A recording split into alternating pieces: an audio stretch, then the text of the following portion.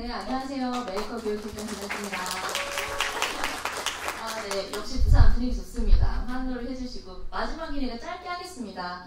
네, 저는 마지막에 합류를 했어요. 사실 제가 대구에서 지난달에 시민 교육하면서 뵀던 선생님들을 뵀는데 그때 제가 어떡해요, 제가 부산에는 못 갈 것 같아요 라고 했는데 이렇게 풍부한 메이크업 담론이 이루어진 장소에 저 빠질 수가 없더라고요. 그래서 욕심내서 일정을 조정해서 왔습니다. 그래서 앞에서 저희 선생님들이 좋은 얘기를 너무 많이 해주시고 메이크업 교육이 어떤 것인지는 다들 다 감을 잡으셨을 거라고 생각을 해요. 그래서 그러면 나는 이 마지막에 나에게 주어진 소중한 시간에 무슨 얘기를 해야 될까 고민을 많이 하던 차에 한 어머님을 만났습니다.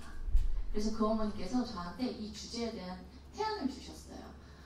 저희 큰애 반에 어떤 애가 이 앞치마를 입고 있다는 거예요. 그래서 큰애가 엄마 누구는 이거 앞치마가 있어. 나도 갖고 싶은데 안 돼. 이렇게 된 거예요.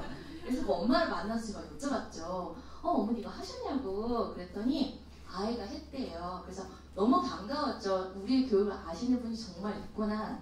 그런데 그 어머니 입에서 나온 말은 이거였어요. 제가 애 과학 좀 잘하라고 별난 엄마 한번 해보려고 했었어요. 근데 2년 전에 했는데 우리 애는 별로 제대로 뭘 만들지도 못한 것 같고 해서 겨우겨우 마치긴 했는데 저는 별로더라고요. 라고 얘기를 하셨어요. 그래서 그러면 메이크업 교육을 바라보는 시선에 대한 얘기를 좀 우리가 해봐야겠다라고 생각을 했어요. 저는 메이크업 교육 실전이라는 이 단체와 함께 하게 된 거는 이 두 가지였어요. 사실 저는 대부분이 저희가 여기 선생님들이 초, 중, 고 이상 선생님들이신데 유아교육 전공자입니다. 그래서 유아교육은 사실 아이들이 스스로 자발적으로 능동적으로 하는 건 아마 다른 연령에 비해서는 잘 이루어지고 있는 현장일 거예요. 그럼에도 불구하고 현장에서 굉장히 제대로 자리 잡지 못하고 있다는 게 안타까울 것 같습니다. 그래서 현장에서 다시 저는 공부하는 쪽으로 다시 돌아온 사람이에요. 어떻게 하면 구성주의라는 게 제대로 이루어질 수 있을까? 고민을 하던 차에 여기 제대로 하고 있다는 단체가 있다 해서 관심을 가지게 됐고요. 그것이 첫 번째였고요. 두 번째는 사실 저희 애기들 사진이에요. 제가 딸이 둘인데요. 저는 아무래도 유아교육도 했고 어디 가서 교육 전공자라고 하니까 애들 엄청 많이 놀게 해주려고 노력을 하거든요. 맨 위에 사진 보시면 저희 딸 2살, 4살 때예요. 베란다에 저기 밀가루 다 풀고 밀가루 3kg 푼 거예요. 그리고 물감을 쏟아 부어줬어요. 일주일에 한 번씩 저렇게 놀아줬거든요. 그리고 이거 두 번째는요. 요 사진은 저희 딸이 5살 때예요. 요 밥통이 지금 흘러서 안 보이는데요. 엄마 아빠 놀이하다가 생쌀을 다 담아 놓으셨어요. 한국 박스 카드. 그리고 요거는 가장 최근인데요. 지금 이 보라색이 3학년이고요. 요 아이가 지금 1학년이거든요. 근데 이게 할로윈, 지난 10월 30일에 할로윈이었어요. 너무너무 약해서 병뚜껑도 못 따는 저희 딸이 찢었습니다. 유령한다고. 근데 저는 이런 걸 갖고 혼내지 본 적은 없어요. 지금까지. 그렇게 키웠는데도 사실 어느 부분보다 아이들 놀리는데 자부심을 가지고 있었는데도 커갈수록 아이들이 목말라하는 부분이 있었어요. 그래서 제가 관찰을 해보니까 정서적으로는 굉장히 해소가 많이 되는데 뭔가 목표를 정하고 거기를 자기가 스스로 달성해본 성취감 요게 빠져 있더라고요. 그래서 그거를 채워줄 수 있는 그 현장이 어딜까? 두 가지의 저희 니즈가 만나서 메이크업 교육 실천과 함께 하게 됐습니다. 근데 앞에서 선생님들이 다 말씀을 좋게 많이 해주셨는데 저는 이번 시즌4의 시흥지역의 멘토로 참여를 했습니다. 아이들 사진을 보시면 다 아실 거예요. 스스로 해보고 자유를 느끼고 즐겁고 보면 앞에서 다른 분들이 하신 설명에서도 사진이 다 아이들이 입을 오리처럼 내밀고 있거나 해 벌리고 있거나 정면 사진이 없어요. 다 몰입하고 있어요. 아이들은 실제로 이렇게 과정을 진행을 합니다. 그리고 계속 나왔지만 저희는 이런 학습자만 있는 건 아니죠. 다 이유가 있다. 애들이 하는 거는 다 그럴 만한 이유가 있고 의미가 있다. 라고 봐주면서 아이들 지지하고 격려하고 동행해주는 긍정적 조력자들이 있습니다. 근데 제가 말씀드리고 싶은 거는 그러면 계속 얘기하는 게 메이커 오면 아이들이 해보고 싶은 거 하고 뭐든 다 허용을 해준다고 하는데 그러면 아이들이 그렇게 놀기만 하느냐? 그렇지가 않다고 저는 생각을 하거든요. 조금 더 교육적인 입장에서 얘기를 하자면 교육은 크게 두 가지가 목표가 있다고 합니다. 하나는 지식이고 하나는 역량이에요. 근데 지식이란 부분은 선생님들도 다 아실 거예요. 뭘 아는 거죠. 일반적으로 초등학교 이상에서 배우는 교과서 지식들, 그냥 우리가 아는 정보들 이런 걸 지식이라고 합니다. 근데 요즘에 더 중요하게 여기는 부분이 아마 역량이 아닐까 싶어요. 이 역량이라는 거는요, 내가 어떤 현상이 있으면 그 안에서 뭐가 문제인지를 스스로 뽑아내고 그 문제에 대해서 해결력을 찾아가는 과정, 그걸 풀어나갈 수 있는 힘이 역량이에요.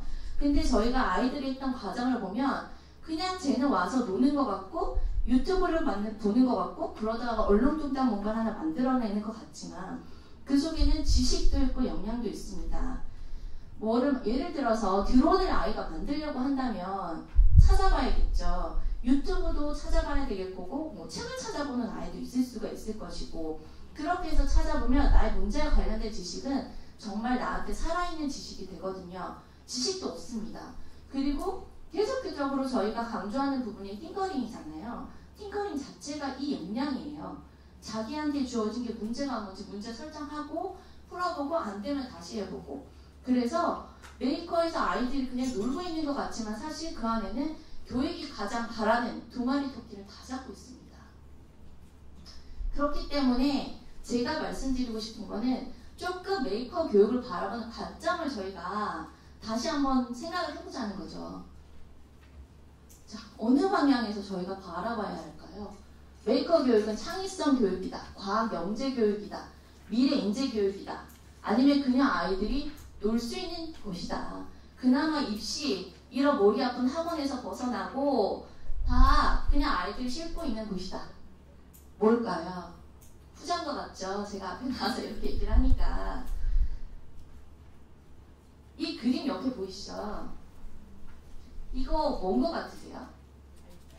발자국. 앞에 서는 발자국 보시죠. 또 연잎, 또 하트, 네, 또 뭐 있을까요? 토끼, 네, 토끼, 구름, 좋습니다. 맞아요, 다양하게. 근데 선생님 제가 하나를 말씀드릴게요. 도형입니다. 뭘까요? 네, 원일 수도 있고. 네? 하트? 네, 하트일 수도 있고. 그렇죠. 이거는 뭐 정답은 아니지만 이 작품의 주인공은 6살 여자아이인데요. 그 아이가 만든 건 이건 다람쥐였어요. 숲에 갔는데 가을이었고요. 다람쥐가 도토리 먹으러 온 거를 얼굴을 자기는 표현을 했대요. 근데 선생님들 제가 도형이에요 라고 얘기하면 어떻게 돼요? 그냥 도형 안에서 생각하죠. 그 전에 선생님도 굉장히 다양하게 얘기 나왔거든요. 연꽃 너무 신선했습니다. 네. 그렇게 되게 다양하게 의견들이 나오는데 제가 도형이라는 틀을 들어버리면 그 안에서 갇혀버려요. 그래서 제가 말씀드리고 싶은 건 그거예요. 메이커 교육을 하다 보면 그 안에서 아이들이 창의성이 생성될 수 있습니다. 의사소통 능력도 생성될 수 있습니다. 하지만 먼저 창의성 교육이라는 틀 안에 넣지는 말자는 거죠. 그렇게 되면요. 아이들이 창의성도 뭔가 우리는 기반해야 된다고 생각을 하잖아요. 그렇게 아이들이 만들기를 끌고 가버릴 수 있는 위험에 빠질 수 있다는 거죠.